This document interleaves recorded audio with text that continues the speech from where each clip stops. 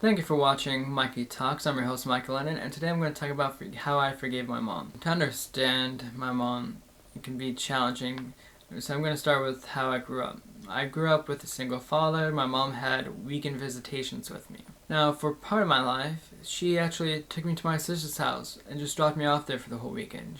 She didn't care about spending time with me. She couldn't be bothered to spend time with me. She just dropped me off at my sister's house for the weekend and then picked me up and brought me back home on Sunday. My mom let her boyfriend verbally abuse me a lot. He would always start arguments with me, but I was always at fault, because I should respect my elders even though he's yelling at me, talking down to me. He would talk about how dumb I was. He would make me feel dumb. He would talk down to me. He would yell at me for the stupidest reasons. Even when I was like 8 years old, he would do that kind of stuff, I was cussed out by him when I was in elementary school. That's just who he was. My mom didn't even care. My mom didn't even step in. One time, he was yelling at my mom for not doing something that he forgot to tell her to do. Because, it's her fault for not doing it because he didn't tell her, So he was yelling at her. So it was probably like 9 or 10 years old at the time. And I was like, hey, don't yell at my mom like that for not even telling her to do something. It was along the lines of that. And then I had him yelling at me and my mom yelling at me for getting into their business and how I should stay out of their business. I was called an asshole. And I was only like 10 years old, I think, at the time, like 9 or 10 years old. My mom didn't care.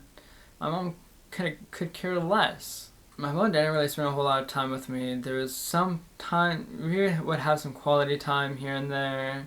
So every time she made dinner, I would go out to the kitchen and play some music and hang out with her listening to music as she cooked dinner in high school. We would watch a movie like once or twice in a weekend, and that was like our quality time.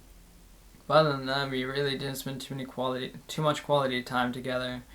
I feel like she could have really cared less about spending time with me for a lot of my childhood and young teenage life, But then she started becoming more of a mother, which felt good, because at this time I was probably like 19, and she started to be more of a mother to me, as far as actually trying to keep in contact, and it felt good.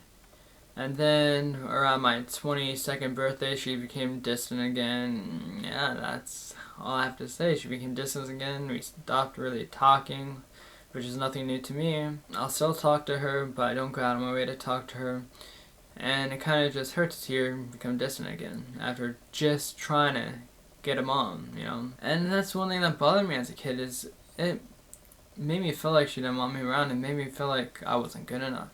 It made me wonder why I wasn't good enough. I used to, in like elementary school and middle school, I used to get mad when people would be like, mother's love is unbreakable. Nobody will love you as much as your mother will. Mothers are the best people on earth. Mothers will protect their kid, will die for their kids. Mothers will protect their kids with their life.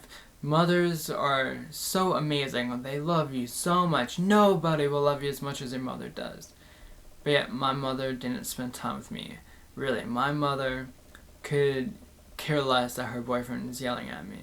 My mother wasn't really, she was there without actually being there. And it always bothered me as a kid because, don't get me wrong, there are some fantastic mothers out there, and there's really great mothers that are like that.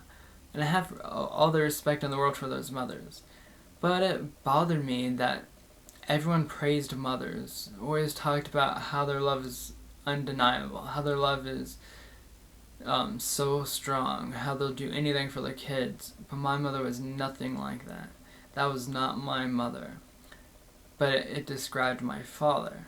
My father was the one that cared about me. My father was the one that was always there for me. My father was the one that would protect me. My father was the one that loved me more than anything.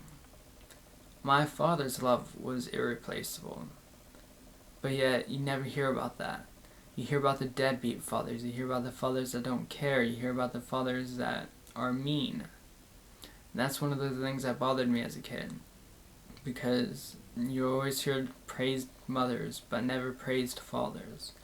and my father was the one that raised me, and my mother was the one that didn't really care. All that stuff hurt when I was a kid, but I started to try to understand her recently.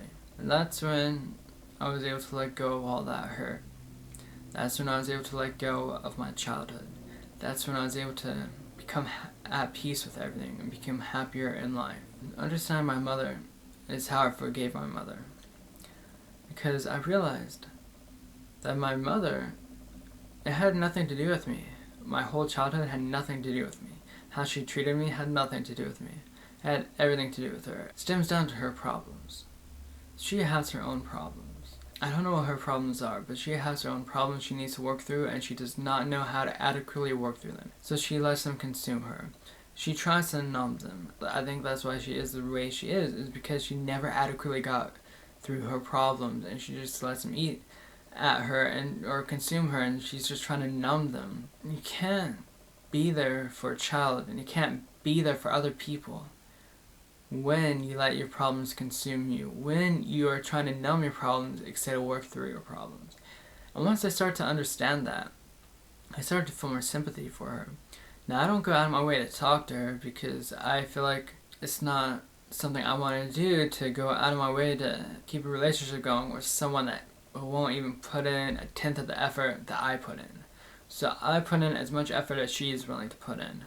And if that means we talk on the phone once every 1 to 3 months for like 5 to 10 minutes for that one call, well then that's all she's going to get from me. Because I know my worth. I know I'm better than that. And if she can't see that, that's on her. She doesn't want to spend the time to actually get to know me really, or things like that. That's on her. When you think about it, it doesn't matter how much over you are. You can be over your childhood. When you think about how you felt, sometimes it can still sting a little bit. And it does sting a little bit once in a while if I think about it a little bit. But it doesn't bother me. It's not something I let bother me all the time. It's something that doesn't really matter to me much anymore. I got over it. I worked through it. I got over it. And that's how I forgave my mom. Is I held a little bit of resentment in a way, and I hated it.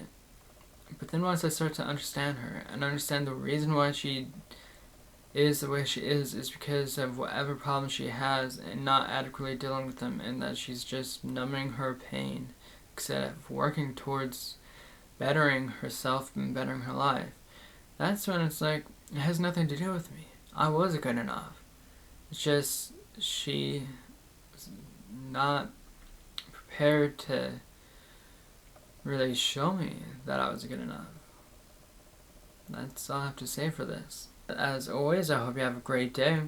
And if you'd like to help me achieve my goal, I'm trying to get 1,000 subscribers on this channel. You could be one of my first subscribers at the moment of this upload. And I'd really appreciate it if you can help me achieve my goal.